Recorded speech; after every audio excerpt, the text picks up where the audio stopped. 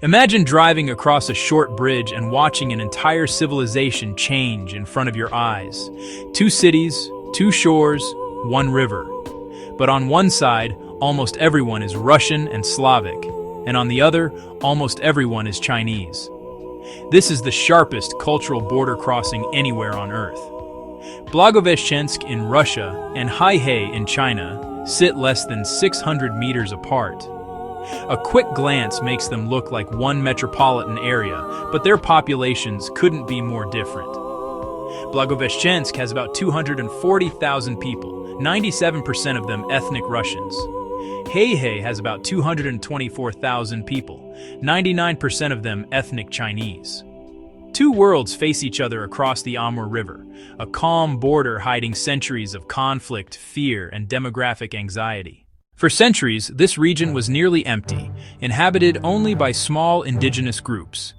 Then, in the 1600s, the expanding Qing dynasty and the Russian Empire collided here.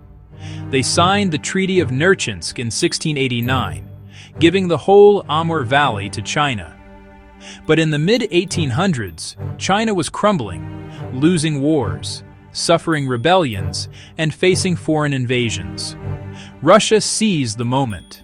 Under the Treaty of Aigun in 1858 and the Treaty of Peking in 1860, China was forced to surrender over 600,000 square kilometers of territory, including the land where Blagoveshchensk stands today. By 1900, thousands of ethnic Chinese still lived in Blagoveshchensk.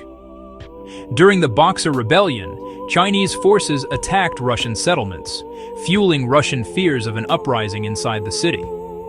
On July 3, 1900, Russian authorities expelled the entire Chinese population by forcing them across the river, even though almost no boats were available. Thousands were driven into the strong river current and drowned. Others who resisted were killed on the spot.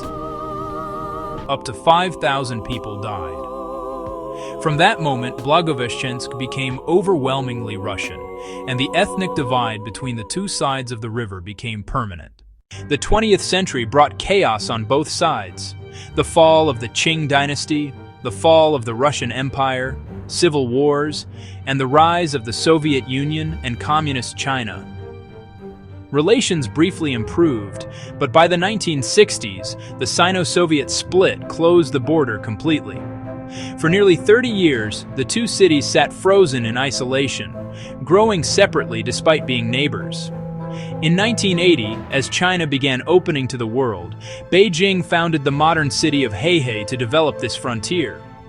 When relations reopened in the 1990s, trade surged. Russians crossed the river to shop for cheaper Chinese goods, while China invested heavily and rapidly modernized Haihei. Meanwhile, Russia's Far East continued losing population, dropping from more than 10 million people in 1991 to fewer than 8 million today. Across the border, Chinese Manchuria has over 100 million residents. In some areas, the population ratio is 24 Chinese residents for every one Russian. This imbalance remains one of Russia's greatest long-term fears. In 2020, the first bridge between the two cities was completed, finally linking them year-round. By 2025, it opened to passenger cars. Now, a simple drive over the Amur River takes you from a fading Soviet-style city into a glowing, modern Chinese skyline.